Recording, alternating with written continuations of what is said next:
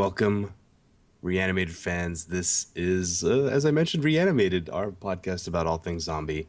This is our 92nd episode, and my name is Stuart Tiffin. I'm one host, and joining me is our other Reanimated host, Majeur, H.A. Conrad. How are you today? I'm great. Splendiferous. So today we are going to be talking to you about a film, and we'll be covering some zombie news.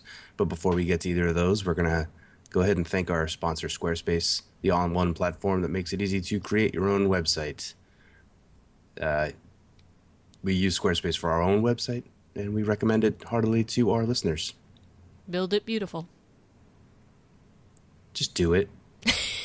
Or you can build it ugly, I suppose, if you really wanted to. That's the beauty of the whole system is the customization that's out there.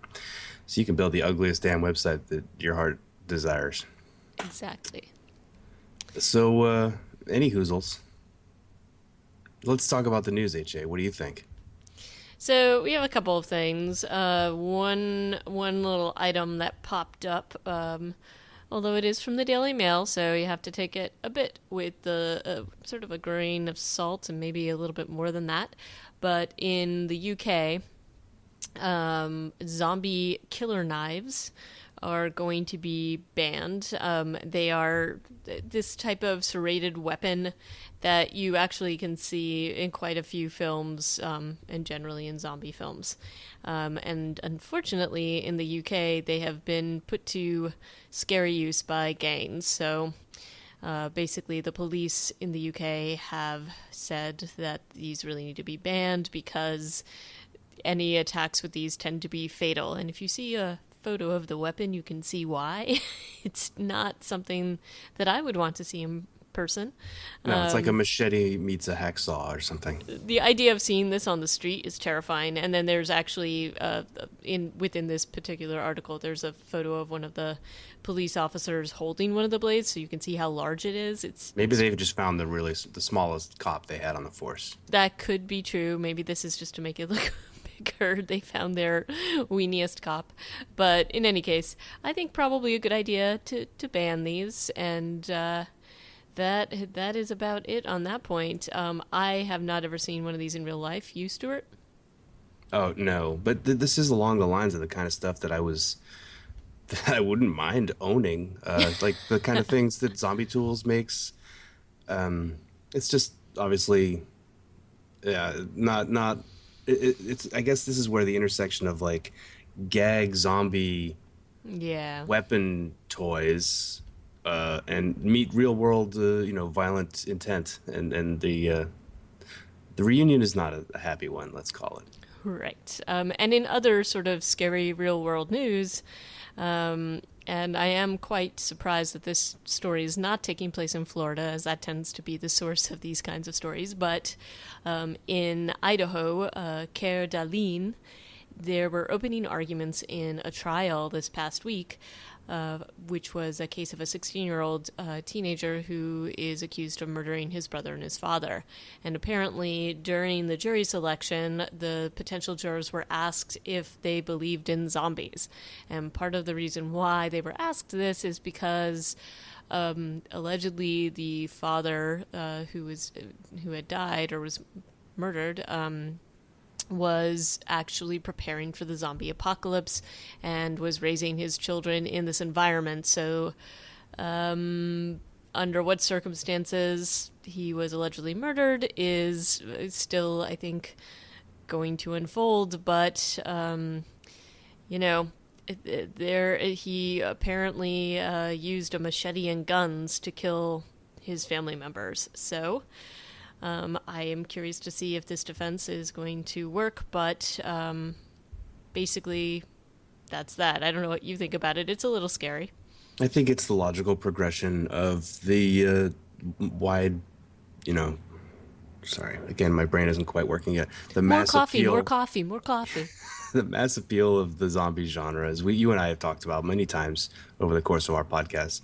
It pops its head up in different ways, like, in zombie shooting targets that we talked about in one of our earliest podcasts to this kind of thing, where This is just like the logical progression of that mainstream zombie awareness. So now people are going to be able to take advantage of uh, niche and fringe opinions about it to accomplish things. I mean, there's also a chance that this guy's upbringing was just that fucked up. Well, I mean, if you think about it in the term, like in the idea of this kid being brought up from, and I don't know if this is the case, but the idea of him being brought up from birth to believe that there are actually zombies and that they're preparing for a zombie apocalypse, that's Yep. pretty messed up. Yep. And if his father was doing some of those survivalist things in order to prep his sons for this, perhaps you would have a bit of a twisted point of view. So anyway, I'm not making excuses, but I would imagine that this would be an abusive environment to be raised in. So curious to see what happens, but yeah, and I think we'll leave the sort of heavier news on this part and go into something a little lighter, which you found and is an interesting trailer called Zombie Fight Club. Yeah, Zombie Fight Club. I'm not sure where it's being made. I didn't look into it too deeply. I mean, Uh, it's Mandarin, so there's some English being spoken in the trailer too. there is rather, but So perhaps maybe Hong it's Hong Kong. Kong. Yeah, maybe it's Hong Kong based on those two factoids. It could be from Hong Kong, and we're just talking out of our ass because it's probably out there. But anyway, so Zombie Fight Club has the look of a dystopian future slash zombie, uh, like melee based film. Right. So I got a Thunderdome Gladiator feeling. Yeah. And there's some pretty awesome costuming going on. There are definitely, the ladies walking around in some vinyl with strategically cut out Mm-hmm. portions. It looks a little bit like a martial arts film too. So Yeah. maybe they threw in a lot of interesting elements. Hey, I'll bite, so to No, no speak. kidding. Yeah, me too. I would definitely get down with that. And they have the tagline, "You only die twice," which is sure. I'll also accept that. Yeah, so maybe we should check it out and we'll review it maybe in an upcoming episode. I'm pretty sure it's actually coming out on Blu-ray in early February, so Sweet. we will likely have that opportunity very soon. I look forward to that. And then you also brought to my attention the release of a new trailer for DLC for Dying Right. Light, aka the zombie video game that I was afraid to play both at real nighttime and at nighttime in the game. This made me. This is a little less scary than some of the original Dying Light trailers. So, Yeah, but this is a gimmick trailer. this is a gimmick trailer. It's basically showing you just sort of the tagline of this trailer was that it's Mad Max with zombies, and this is a customizable feature where you can take a vehicle and you can add in whatever weapons and paint jobs and even bobbleheads and little charms that you can put on your zombie killing vehicle. And the showing of the zombies is at a minimum. I think if they showed them more, it would still be really terrifying. And I think I would have a hard time playing this at any time during the day, honestly. But It's funny that they don't. I mean, it probably would have gone a long way if they'd shown at the end of the trailer something like the player getting torn out of the vehicle by a horde of zombies, and then like just torn apart. That would have put you back right back into the Dying Light frame of mind. But yeah, I think it's interesting that they're going away from their very urban setting of the original game to this much more open landscape where you actually are going to get a vehicle. So I don't know. I'm going to probably check it out. good. And lastly, I did, even though this is, well, I don't know, it's a horror flick anyway, or we don't know that exactly yet, but you drew my attention to 10 Cloverfield Lane, which I did see bopping around on the Twitters and the interwebs and stuff like that. And basically, this was a sequel to Cloverfield. Is that correct? I think that's speculation, but It's it seems speculation, but I mean, definitely it was filmed quite secretly, and they kept the lid on this because this is coming out in February, apparently, or March. March, apparently. And I have to say, the trailer is awesome. It has got John Goodman, John Gallagher, from Newsroom fame. And it really looks like a totally messed up blast from the past to me. They're kind of in this fallout shelter, and really great soundtrack. I am super excited to see this film now. Yeah, I think the themes that they're kind of toying with in this short trailer that has no only a tiny bit of dialogue at the very end, Yep. just through scenes, they seem to show a variety of different kind of potential films, and then by the end you're pretty much certain that it is a sequel to Cloverfield. But I thought this was a cool trailer, and I'm very excited to watch this film.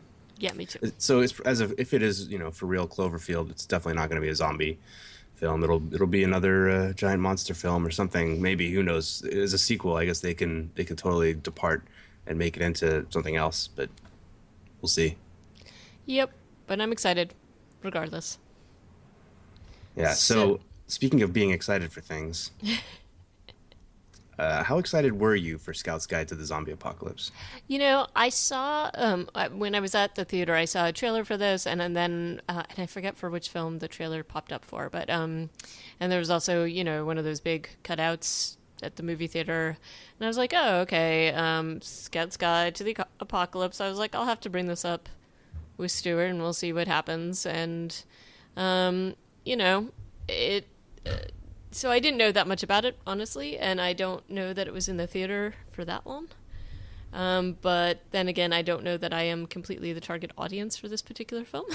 so maybe that's it. But it had a budget of $15 million, but didn't do so well in the worldwide box office It has gross. basically made that back, though. Basically, it has, yep. And, from a production value point of view, this was not the worst zombie film I have ever seen. True. But it had, it's a younger cast. It also features Patrick Schwarzenegger of Arnold Schwarzenegger and Maria Shriver fame. Wait. Who? Where? The dickish boyfriend. That my is goodness. Arnold Schwarzenegger's son, Patrick. Okay. But it's got some interesting cast members. David Ketchner, who some of you may know from Anchorman and other things, is in there quite a bit. And I have to say, I went into this with like absolutely no expectations, and I found it pretty watchable, actually. So, not something I would recommend to everybody, but I didn't think it was the worst of these films I've ever seen. So despite HA being a female, wait, no, let me rephrase this. Despite you not being a 12-year-old boy, you were able to enjoy this film. I wouldn't say enjoy, but there were moments that I was like, all right, and there were certain things they were going for that I giggled a little bit over. And it was ridiculous and silly and immature, but I think it did those things well. Fair enough. Okay. You have a But valid opinion. I also have to ask you, were you ever Boy Scout? Never. No, I was an Indian guide. Yeah, not sure where the difference lies. We did the same kind of survival stuff, but I wasn't in it long enough to get into the hardcore camping. Yeah, I was in Brownies and Girl Scouts, and I used to always be very disappointed because my brothers got to do like the cool camping and hiking stuff and the survivalist stuff. And I think, I know that this is not every person in the Girl Scouts experience. I think it really honestly depended on where you were and who your leader was. We tended to focus a lot more on the sewing and cooking aspects, which I found to be somewhat boring. And I kept waiting for it, and I remember being super jealous of the little the little derby with the cars, I forget what it was called, soapbox derby or something, that the Boy Scouts got to do. Right. Yeah, that is a thing that you get to do. It's true. Yep. And I just really didn't get a ton out of it. I did really enjoy Girl Scout cookies, and I still do. Well, those are laced with crack, obviously. Clearly, clearly. And, I will tell you, the Girl Scouts in my neighborhood clean up around here. They go out with their little tables, and everybody in the neighborhood just kind of like, oh, you want me to buy 6 boxes? I will. And yeah, it's not just me. Anyway, So, so however, watching this, did this film make you think that Scouts is a good? I mean, obviously they're calling it Scouts, not Boy Scouts, because right. they. But I did hear Boy Scouts of America was very unhappy with this I'm film, sure, because this given is the the question. adult themes of some of the things that happen in the But film. this is the question. Do you think that this film makes people will make people want to be in that organization? I don't know. I think it was an okay organization for them to be into, and I don't. I think that this was more of a trying to. This was definitely a little bit of the outsiders being the cool people in the end because they don't die and Well, they help true. other people survive. So I don't. Just in the title too, though. Like you expect Scout's Guide to the Zombie Apocalypse to be all about scouts kicking zombies' asses. Like that's Right. essentially what this Right. the title sets the film up to be, and it kind of gets there. But unfortunately, it's such like the fact that they have this one kid, Carter, who is the antithesis of everything Scout. Oh yeah. It undercuts and undermines that message to the point where, well, I'm not so sure. Well, I kept expecting Carter to come around and turn into something else, and he kind of did at the end. But I felt like it was a little too late if that's the thing they were going for. Yeah. And I did like I liked the Augie character who was played by Joey Morgan.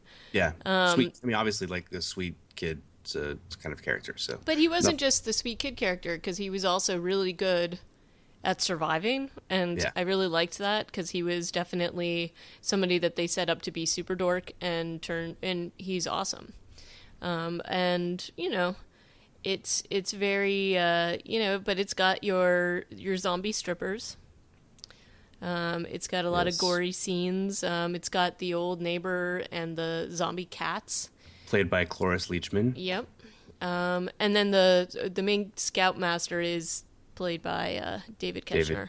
David And Koechner. he's really good in it. I do like the whole Dolly Parton star. I don't know what you would call it, fandom that his character has.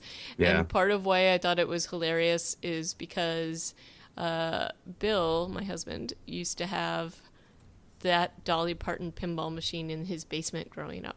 Oh goodness. He had other pinball machines as well, like they had a few down there. But that was one that I think he still mourns because the boobs used to light up when you would score. Oh my God. Yes. Okay, that's great. Amazing, amazing, right? So, I mean, I think that there were fun things that they threw into this.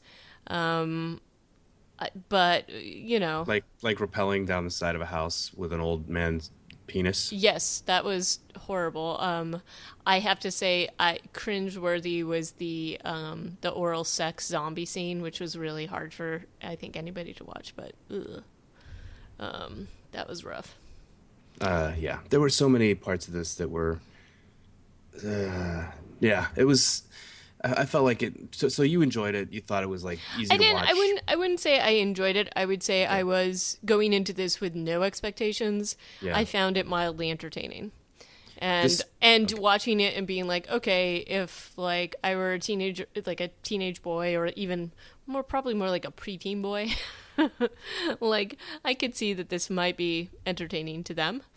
But it was definitely, it was a little bland. But some of the production value, and a few of the gags kind of saved it. So things I liked about this were I liked the soundtrack Great because it soundtrack. was, great pop, like beat heavy soundtrack. Very cool. I think some of the performances were good. The woman that they end up going around with, the cocktail waitress, and Ben and Augie were good. I guess the guy who plays Ben, Ty Sheridan, has been in a couple of like a Terrence Malick film. Yeah, he And was some in other stuff. he was Tree of in Life. Tree of Life. So he went from Tree of Life to this. A Yeah. little questionable, but Some okay. critics were have said that like this was a big step backwards for him, but Yeah. Still, it was like there were some good performances in the main characters. It's just that the Carter side of things was a real detractor from. I mean, it was just maybe too much, like too Hmm. constantly being the misogynist. It was really tiresome. And the plot of like we got to get to the big party first for fun, then to save them Took a long time to get there. took so long. Yeah, Way too long. I think they could have cut pretty much the whole scene at that house, which was the plot point in which they were going to find the location of the the secret party. diary, right? And it took way too long. Like everything leading up to that, you could have cut that very easily, and you still could have gotten the I don't know, the Ben being schooled by the hot chick thing in. But I just thought that whole thing was just gratuitous and stupid. I mean, honestly, this film could have been an hour long and easily hit everything it was trying to do. So could have used some help editing, in my opinion. Yeah. But again, not the worst I've ever seen, and some of the effects were okay. I am admittedly surprised that it almost made up its budget in No box kidding. office Well, takings. most of that's international. It only made Right. a few million domestically. You know what else I kind of really enjoyed, and before the film just lost me, kind of like after the camping scene in a way, I kind of lost interest in the whole movie. Hmm. But the introduction with the guy Blake from Workaholics playing the janitor The hapless janitor. at the lab and finding the guy on the gurney with a bracelet that says DOD, and he's Okay, like, Dodd, what kind of name is Dodd? that was pretty awesome. It's little jokes, but I thought there were a lot of jokes packed into that short Right. intro. That was pretty awesome. So I had higher hopes at that point, and then I kind of hoped that Ketchner would have stuck around as a human longer to provide some more guidance, because once he died, essentially, they couldn't really kill off any of those scout kids. Nope. And I actually was very surprised that they killed him off as quickly as they did. Yeah, I thought he was going to provide a little more guidance before he bit it, but apparently not. Um, so, and it should be worth noting that Christopher Landon is the person who directed this. So he filmed. He was a director. No, I think he wrote and directed Disturbia, and then quite a few of the Paranormal Activity films. Did you ever see any of those? well, those are no, I haven't. I think I might have. I've seen some trailers, and I know that they look pretty scary. I saw the first one. I didn't really see the second one, so I think that was probably he took over, and I didn't really see them. Though I hear from others that they were quite scary. And I mean, the thing about those films is a lot of what it's a little bit of like it's a lot of what you don't see. So it's definitely more psychological. But I was actually, when I heard that he was directing this, I had higher hopes for it. But, I guess everybody's entitled to one of those little silly films, and this is definitely one of them, in my opinion. But I don't. Again, this is not zombie ass. If we try to compare every film to Zombie Ass, everything's gonna be great. You know. That's true. That is totally true. Um, I guess overall, my feeling is that this was a little bit tired and just kind of Yeah. not really adding anything really unique. It's a template that we've been seeing since forever. Right. I mean, the other movies that are like this, and actually we've reviewed one of them, was the 1985 Return of the Living Dead, right? Right. That is essentially this film, except this one doesn't take itself is a little lighter, I guess. This is not taking itself seriously at all. But neither was that one. But it was guess. in the 80s way, like that. That was just more of an 80s sensibility. This is definitely more now, but they're basically the same idea of a film. And then this film has been done before. Zombie Strippers is Oh yeah, essentially and this film. they even have zombie strippers in this. So, okay. Just a Yeah. lot of retreading of the same stuff. Yeah, as one review I've read said, they only earned their redundancy badge. Ah, very nice. Ayo. Yeah. Uh, so yeah, I don't know. Like I would have been. This was fine. I'm happy we got to see it. I'm happy I got to listen to that soundtrack and see a few of these impressive actors doing good stuff. But it was ultimately pretty forgettable. So the next time that HA and I get together for Reanimated, we will be cracking open a fresh can of Walking Dead. This time we're all the way up to season 4 because we try to do one of these a year. And this is coming into, is this our third year of podcasting? I think No. so. It's wow. Yeah. Anyway, so we're ahead of the game. We're going to be doing season 4 of The Walking Dead, closing out the prison, maybe not closing it out, but certainly continuing with the prison governor storyline as the show did. And so that's going to be exciting. We'll probably do a few episodes of that, and review, 2 to 3 episodes of that in an episode of the podcast. Yep. So awesome! Get together with us again next time when we talk about, go back to Rick and Carl and the gang. Back to the Future. Exactly. Back to the alternate reality. Right. And otherwise, you can get a hold of us on Twitter at ReanimatedPcast, on Gmail at ReanimatedPodcast@gmail, and on our website at reanimatedpodcast.com. Indeed. So do it. And, well, thank you very much for listening. Ciao.